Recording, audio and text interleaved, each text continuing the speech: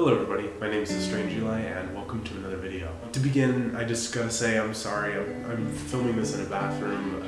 I didn't have the ability to shoot in, well, really anywhere else. I was gonna shoot outside earlier and it ended up being that it was really windy and I couldn't get good sound, so I'm filming in a bathroom. Also, I just wanted to say thank you so much for watching X. I was really proud of that when it finally got made. Obviously there's still mistakes and things that could have been fixed, but for what it is, it's really good, I think.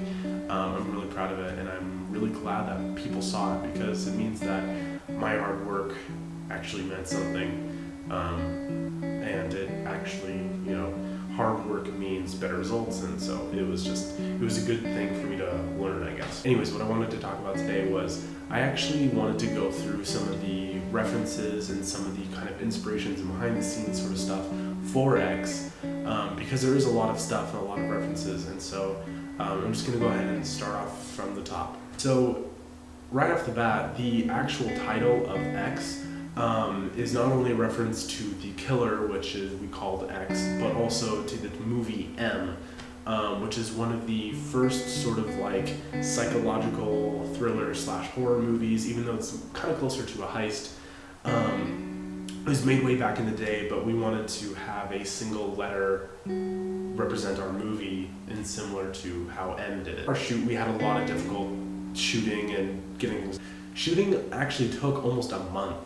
There was a lot of times where I would go over to Caleb's house, who is the writer, and where we filmed most of the movie, and there would be, actors or actresses wouldn't be available, or if they were available, they were only available for like 20 to 30 minutes, and so there wasn't so much that we could get, and it was just like, it was so stretched out and so stretched thin that I'm honestly amazed that we were able to keep a sense of continuity at all, because it was really difficult. So going into the actual film, if you notice right off the bat, it's very black and white. We tried not to make it literally black and white, but it kind of ends up looking like that. And then so the first scene with the door, and then the party, and sort of when they're just kind of hanging out before they pass out, it's very desaturated. And after the party, once the kills start happening, and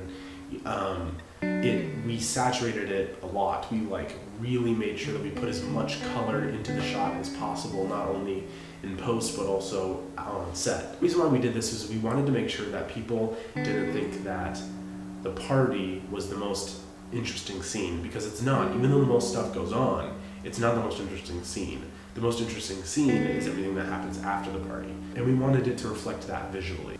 In the beginning, when there is the party, that is actually Caleb rapping. That is his own music that he made, not for the movie, but he made it and he thought, hey, it would fit, so it ended up fitting just fine.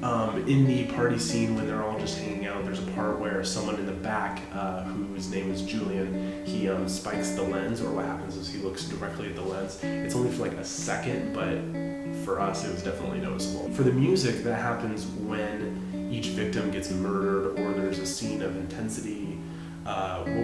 We chose to repeat the music as sort of an homage to early classic slasher films.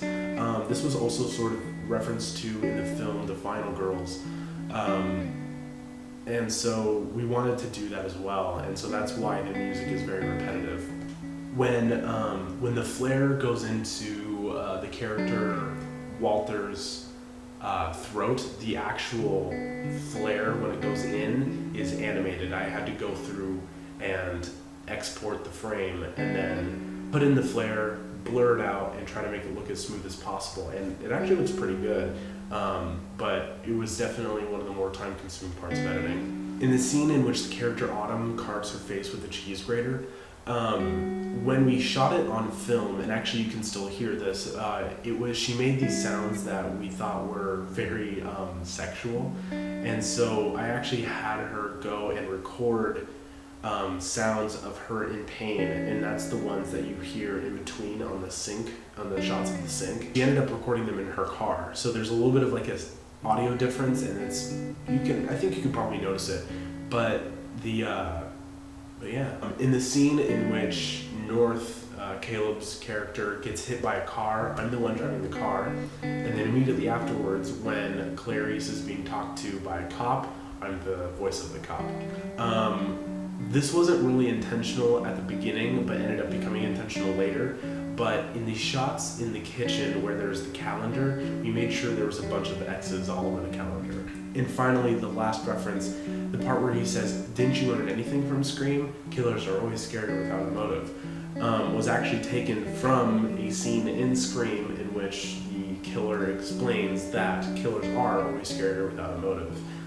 We were going to show the actual scene in the film during the sort of chill out scene, but we didn't have the movie, and it was the way that we wanted to put in the clip was sort of weird, so it didn't really end up working out. But that line is still in there, and I think that people still get it without having to see it. So anyways, guys, that's going to be it for this video. Next weekend, you're going to see a video Batman versus Superman related, because I am very excited for the movie. In fact, I'm actually wearing a Wayne Financial shirt right now.